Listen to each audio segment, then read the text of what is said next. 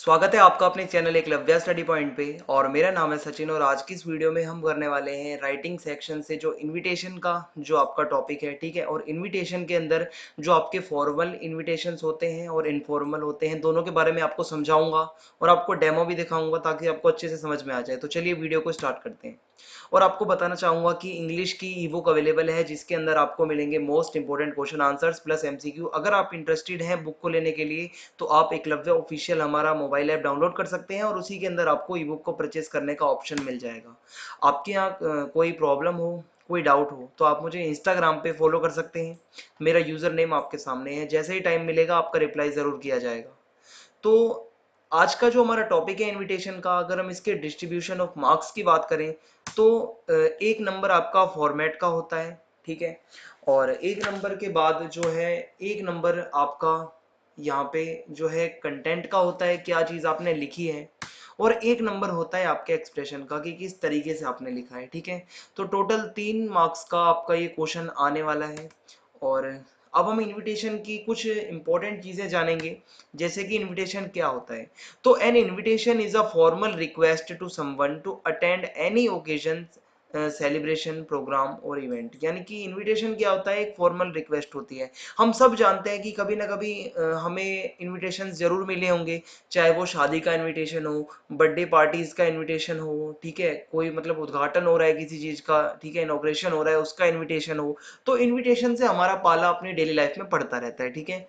और जैसे कि कुछ सोशल फंक्शंस होते हैं, मैंने आपको बताया, इंगेजमेंट्स के भी इनविटेशन कार्ड आते हैं, मैरिज के इनविटेशन कार्ड आते हैं, बर्थडे वगैरह होते हैं उनके भी इनविटेशन कार्ड आते हैं। तो यही है, मतलब वही इनविटेशन है जो आप जानते हो बहुत सालों से, ठीक है।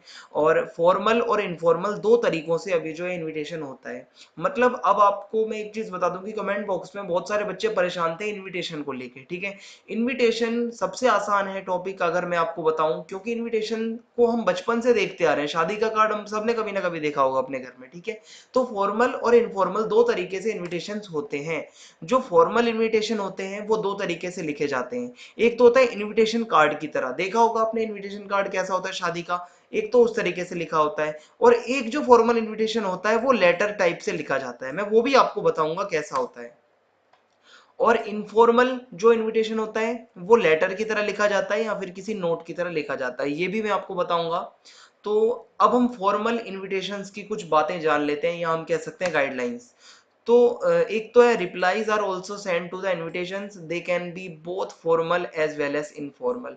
देखो कोई भी इनविटेशन आता है अगर हमें, तो हम उसका रिप्लाई भी सेंड करते हैं कि हम वहां पर आ रहे हैं या नहीं आ रहे हैं, ठीक है। तो जो ये रिप्लाई लिखे जाते हैं ये भी फॉर्मल हो सकते हैं या इनफॉर्मल हो सकते हैं, दोनों हो सकते हैं, ठीक है। और सबसे पहले जब हम देखते हैं कि जब इनविटेशन लिखना स्टार्ट करते हैं तो हम नेम ऑफ होस्ट लिखते हैं, यानी कि ऑर्गेनाइजर, यानी कि कौन आयोजक है, कौन मतलब उस चीज को करवा रहा है, ठीक है। दूसरी बात, हम ओकेजन लिखते हैं या इवेंट लिखते हैं, भाई क्या हो रहा है। अगर शादी हो रही है, ठीक है, तो वहां लिखोगे मैरिज का ओकेजन है, ठीक है। बर्थडे पार्टी है तो on the occasion of birthday party, ठीक है। और उसके बाद डेट एंड टाइम आप बताओगे कि जो आपने इनवाइट किया है सामने वाले को उसको कब पहुंचना है और कितने बजे पहुंचना है, ठीक है, ये आप जरूर मेंशन करोगे इनविटेशन के अंदर। और लास्ट में वेन्यू एंड कॉन्टैक्ट डिटेल्स, यानी कि वेन्यू कहाँ पर वो चीज होने वाली है, जो भी प्रोग्राम हो रहा है वो कहाँ पे होने वाला है, शादी हो रही है, बर्थडे पार्टी है, एंगेजमेंट है, वो कहाँ पे हो रही है उसका वेन्यू बताओगे आप, ठीक है, जगह बताओगे।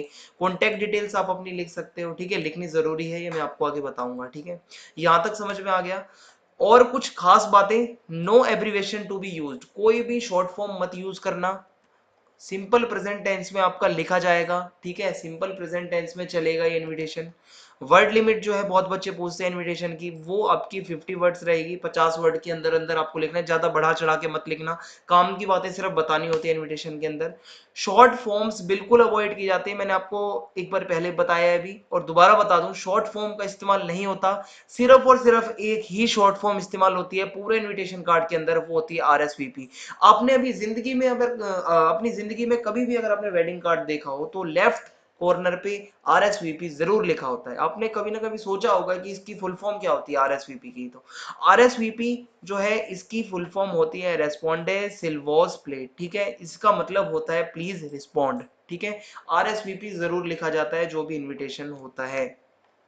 और the name of the chief organiser with RSVP on the left hand bottom corner of the card.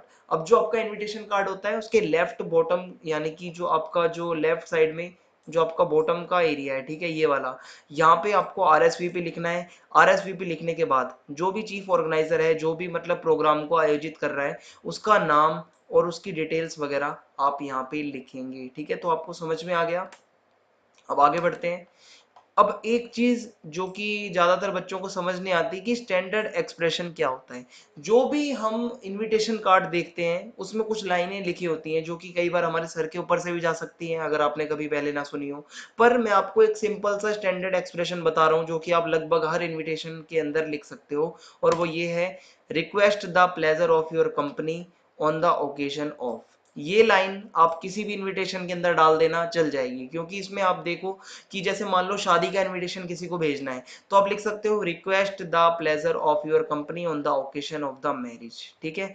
और अगर बर्थडे पार्टी है तो request the pleasure of your company on the occasion of birthday party, ठीक है। तो engagement है तो यहाँ पे एंगेजमेंट आ जाएगी। तो इस तरीके से ये लाइन आप रट लेना, रटने की जरूरत नहीं है, समझ लेना, जो आप कर सको, रट सको तो रट लेना, समझ सको तो समझ लेना। स्टैंडर्ड एक्सप्रेशन ये बहुत आसान है और लिख सकते हो हर इन्विटेशन के अंदर, ठीक है।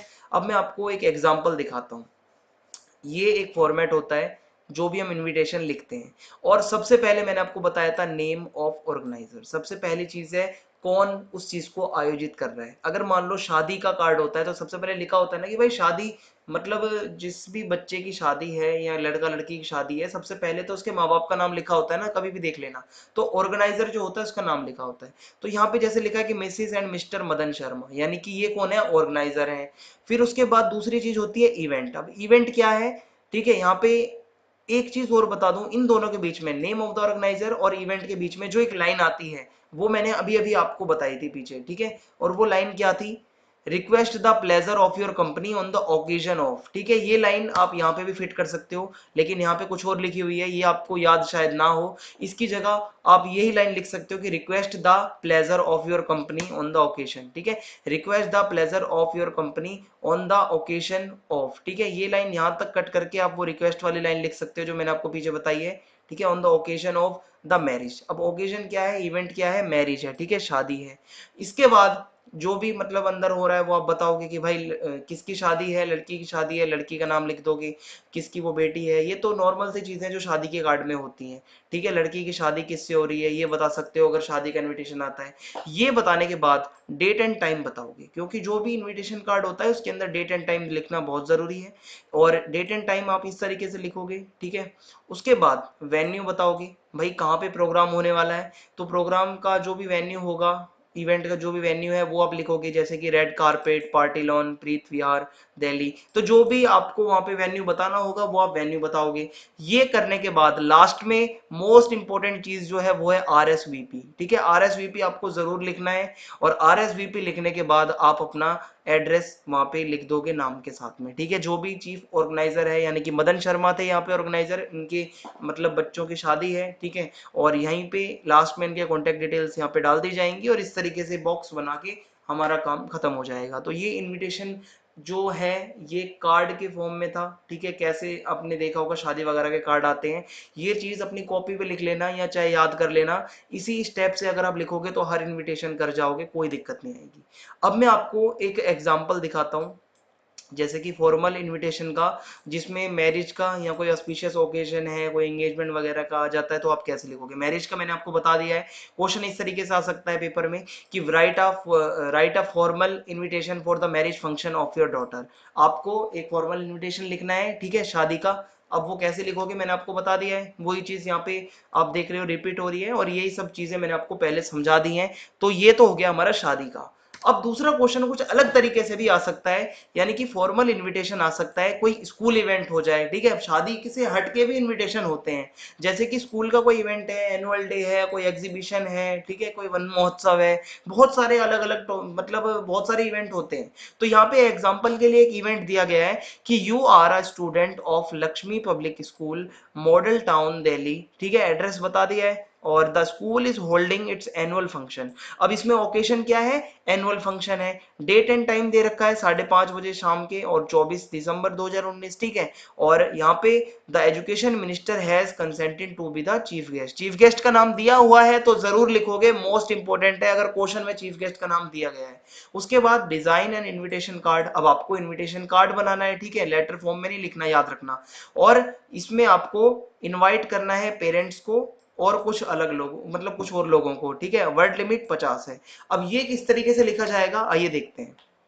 तो इसमें स्कूल की तरफ से आपको लिखना है, तो आप लिखोगे सबसे पहले मैंने आपको बताया था नेम, और जो भी आपकी डेजिग्नेशन है, पोस्ट कौन सा, जो मतलब जो भी मतलब आयोजक है उसकी पोस्ट क्या है, ठीक है, उसका क्या उसका डेजिग्नेशन है। तो यहाँ पे the principal, staff and students of Lakshmi public school, या जो भी स्कूल का नाम आता है वो लिखोगे, model town Delhi. Request the pleasure of your company on, फिर आप ओकेशन का नाम लिखोगे, ठीक है। ये लाइन मैंने आपको बताई थी, ये मोस्ट इंपॉर्टेंट है। Request the pleasure of your company, ये आप हर इनविटेशन में डाल सकते हो। उसके बाद आप अपना इवेंट बताओगे, भाई क्या इवेंट है, डेट एंड टाइम बताओगे, ठीक है। चीफ गेस्ट के बारे में बता दोगे कि ऑनरेबल एजुकेशन मिनिस्टर जो है चीफ गेस्ट हैं। और लास्ट में RSVP लिख दोगे, ये ओनली शॉर्ट फॉर्म होती है जो आपको लिखनी होती है, इसके अलावा और कोई शॉर्ट फॉर्म नहीं चलती। और लास्ट में आप बता दोगे कि भाई जो भी ऑर्गेनाइजर है वो उसका नाम या उसका पता, ठीक है। तो यहाँ पे स्कूल की तरफ से लिखना है तो आप एडमिन ऑफिसर लिख सकते हो और लास्ट में अपना मोबाइल नंबर डाल सकते हो जो क्वेश्चन में दिया होगा, वरना आप इस तरीके से भी लिख सकते हो। तो ये दो तरीके के फॉर्मल इनविटेशन होते हैं, एक शादी ब्याह के हो सकते हैं, एंगेजमेंट्स बर्थडे पार्टीज के हो सकते हैं, या दूसरे स्कूल का कोई इवेंट होता है उस तरीके से आ सकते हैं। तो मैंने आपको दोनों ही बता दिए हैं। अब नेक्स्ट वीडियो में मैं आपको इनफॉर्मल इनविटेशंस भी बताऊंगा, और उससे पहले मैं आपको फॉर्मल इनविटेशन हम लेटर फॉर्म में कैसे लिखते हैं जल्द बताऊंगा। तो अभी अगर आपको वीडियो में जो मैंने समझाया वो समझ आया हो तो आप कमेंट बॉक्स में जरूर बताना। और आज का टास्क जो मैं आपको दे रहा हूं वो ये है कि your school is celebrating annual sports day, draft a formal invitation to be send to the parents and SMC members giving details of event, ठीक है। तो एनुअल स्पोर्ट्स डे का इवेंट है, आपको एक formal invitation letter, sorry invitation card आपको बनाना है, और आपको किसको इनवाइट करना है, पेरेंट्स को और SMC मेंबर्स को, ठीक है। तो ये क्वेश्चंस आप मुझे करके भेजेंगे। और अगर आपको वीडियो पसंद आई हो तो आप चैनल को सब्सक्राइब करना बिल्कुल भी ना भूलें, बेल आइकन दबा दें ताकि आने वाले वीडियोस के अपडेट आपको मिलते रहें, और वीडियो को ज़्यादा से ज़्यादा शेयर कर दें। जय हिंद, जय भारत, धन्यवाद।